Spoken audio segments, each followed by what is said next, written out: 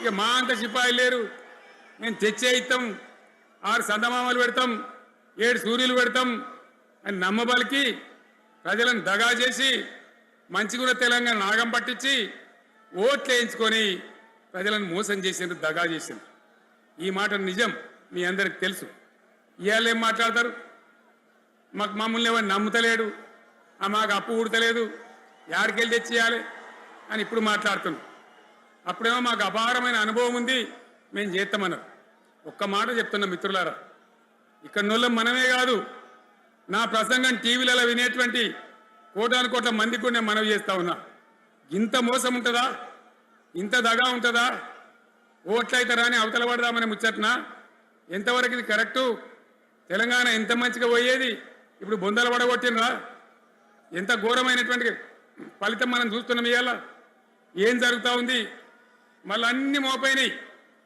ఇక దుకాణం పెడతామన్నారు, లొల్లు పెట్టిండ్రు, బొబ్బ పెట్టిండ్రు. ఇక ఓట్లయినాక ఎత్తాడు, తవ్వడు, మోయాడు. బాయి పడతాం జోరుగా చెప్తే 6 నెలల ఏమయ్యారంటే ఇక ఆయనతో రేపు అవుతుంది, ఎల్లుండి అవుతుంది, సంక్రాంతికి అవుతుంది, దీపావళికి అవుతుంది, మార్చి 31కి అవుతుంది. మార్చి 31 లేదు, మన్ను లేదు, ఏది కూడా చేసింది లేదు. మొత్తం ఆర్థిక పరిస్థితిని దెబ్బతీసింది. తెలివి తక్కువ పనితోని, అవివేకం వల్ల, అజ్ఞానం వల్ల పరిపాలన చెయ్యరాక సర్వనాశనం చేసింది. రాష్ట్ర ఆర్థిక పరిస్థితి ఎంత మంచిగా ఉండే, ఎంత బాగా పోతా ఉండే. మేము కష్టపడి కడుపు కట్టుకొని, నోరు కట్టుకొని సంవత్సరానికి 10 నుంచి 15 వేల కోట్ల ఆదాయం పెంచినాం. అనేక రివ్యూ మీటింగులు చేసినాం. ఎంత బాగా తీసుకొని పోయినాం, తెలంగాణను ఎట్లా తయారు చేసినాం, ఆ విధంగా తీసుకొని పోయినాం. ఇవాళ ఒక్క మాట మీరు అందరూ ఆలోచన చేయాలి. ఇక్కడ ఉన్న వాళ్ళు కానీ నా మనసు బాధ అవుతుంది, నా మనసు కాలుతుంది, ఇబ్బంది అవుతుంది. నా కళ్ళ ముందటనే తెలంగాణ ఇట్లా కావడం నాకు దుఃఖం కలిగిస్తూ ఉంది. నేను ఆవేదనతో చెప్తున్నా ఈ మాట. ఒక్క మాట మీరు అందరూ ఆలోచన చేయండి. తెలంగాణలో భూముల ధరలు ఎట్లుండే? కేసీఆర్ ముఖ్యమంత్రి ఉన్నప్పుడు, బీఆర్ఎస్ రాజ్యం చేసినప్పుడు భూముల ధరలు ఎట్లుండే? ఆనాడు కొనేటోళ్ళు ఎక్కువ ఉండిరి, అమ్మేటోళ్ళు తక్కువ ఉండిరి. ఇవాళ ఆపదకి అమ్ముకుందామంటే భూములు కొనేటోడు ఉన్నాడా? అడుగుతున్నా, భూముల ధరలు ఎక్కడికి పోయినాయి? ఎవరికన్నా 5 ఎకరాలు డాంబర్ రోడ్డు పక్కకుంటే నేను 5 కోట్ల మనిషిని, నేను కోటీశ్వరుని అనే ధైర్యంలో రైతులు ఉండరు. ఇవాళ అడిగేటోడు ఉన్నాడా? ఉన్నదా?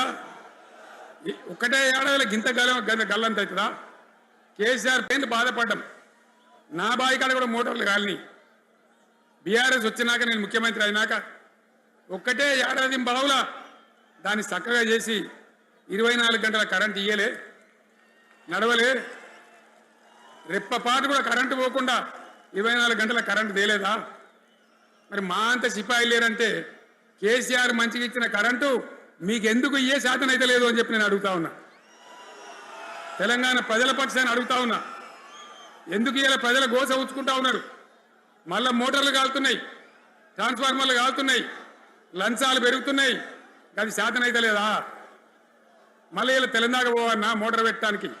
ఏం దౌర్భాగ్యం ఇది! ఎటువంటి శని నెత్తి మీద పెట్టుకున్నాం మనం. మీరందరూ ఆలోచన చేయాలి. భూముల ధరలు ఎటుపోయినాయి, కరెంట్ ఎక్కడ ఎవడెత్తుకపోయా?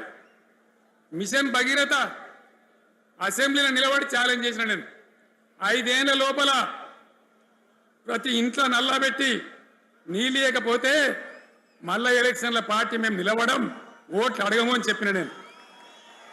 ఎవడు చెప్పాలి? దమ్మున్నోడే చెప్పాలి. చేసి చూపించినాం, నడిపించినాం, ప్రతి ఇంట్లో నల్లా పెట్టినాం. కృష్ణా గోదావరి నీళ్లు తెచ్చి ప్రతి ఇంటి ముందర దుంకిచ్చినాం. అది మీరందరూ దానికి సాక్ష్యం. ఇలాగా మంచినీళ్ళు కట్నే ఇల్లు పెట్టినపోయి ఉన్న పథకం కేసీఆర్ హయాంలోనే అయిపోయింది. ఇంకా మంచినీళ్ళు కూడా ఏ సాధన అయితే లేదా?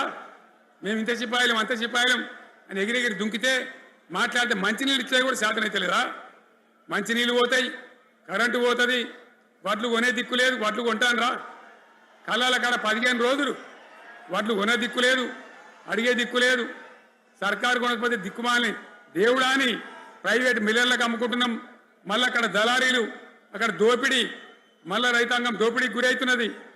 మళ్ళీ 2014 కంటే ముందటి పరిస్థితులు వస్తూ ఉన్నాయి. ఆ విధంగా ఎందుకు జరుగుతూ ఉంది? ఇది ఎవరి అసమర్థత? కాంగ్రెస్ ప్రభుత్వం యొక్క అసమర్థత కాదా? ఈ కాంగ్రెస్ కాటేయడం కాదా?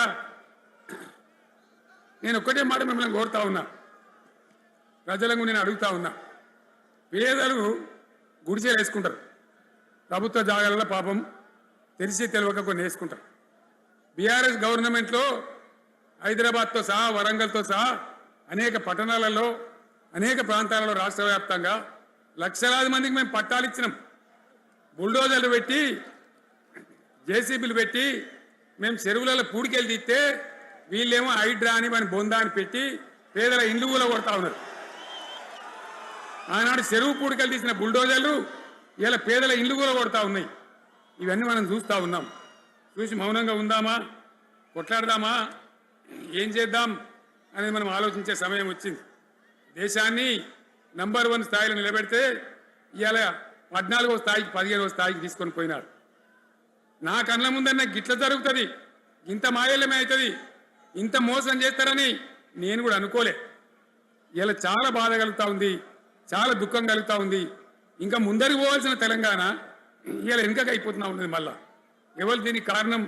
ఈ దుర్మార్గులు కాదా? నిలబెట్టి ఖచ్చితంగా అడగాల్సిన అవసరం ప్రజలకు లేదా? అడగాలి. ఎందుకోసం? టైం ఇవ్వాలని మేము కూడా టైం ఇచ్చినాం. ఏమంటారు? మీకేసినట్టు మాకేసిన ఓట్లు, మాకు ఏడాదిన టైం ఇయ్యరా, ఏడాదిన అర్థమైన టైం ఇయ్యరా, మీకు కన్నేరురా అని అంటారు. కాబట్టి నేను నోరు తెరవలే, బయటికి రాలే. కృష్ణా జలాల మీద గడబడి జరిగితే ఒక్కసారి అక్కడ నాయకులు తీరికపోతే నల్లగొండలో పోయి ఒక గర్జన చేసి వచ్చినా కానీ నేను ఎక్కడ బయటికి రాలే, మాట్లాడలే. కానీ ఏడాది అర్థం అయిపోయింది, ఇంకేం పాడైంది? పువ్వు పుట్టంగానే పరిమళిస్తుంది అన్నట్టు ప్రభుత్వం కథ తెలియదా? ఇంకేమన్నా వీళ్ళకి టైం ఎక్కడిది? వీళ్ళు ఏం చేస్తారు? చివరి 6 నెలలు అయితే ఎలక్షన్ అయినాయి. వీనికి ఉన్న టైమే 2.5 ఏళ్ళు. ఈ 2.5 ఏళ్ళలో వీళ్ళు చేస్తారు, మనం బతికి ముందర పడతామా? అందుకోసం ప్రజానీకం, మేధావులు, తెలంగాణ ప్రజలు దయచేసి అందరూ ఆలోచన చేయాలి. ప్రతిభానులు కూడా ఆలోచన చేసి దీనికి పరిష్కారం ఏందో కనుక్కోవాలి. మేధావితో పనిచేయాలి, ఆవేశంతో కాదు. ఆవేశంతో మనం నినాదాలు ఇస్తే కాదు, ముళ్ళును ముళ్ళుతోనే తీయాల. యాడ ఒడగొడుతున్నామో గాన్నే వెతకాలి, ఎక్కడ జారిపోయిందో ఆన్నే మళ్ళీ దొరకబట్టాలి. ఆ నైపుణ్యం, ఆ స్థాయి ఇలా రావాలి. మళ్ళీ ఇప్పుడు ఏం చేస్తారు? అన్ని రంగాలలో ఫెయిల్ అయిపోయింది. ఏ ఒక్క ఈ హుస్నాబాద్ ఇప్పుడు నేను రాగా చూసుకుంటూ వచ్చిన, ఆనాడు కష్టపడి ఈ హరీష్ రావు ఇరిగేషన్ మంత్రిగా ఉన్నప్పుడు ఇలా గౌరెల్లి ప్రాజెక్టు కట్టినాం. 90% పూర్తయింది. Gowrelli irrigation project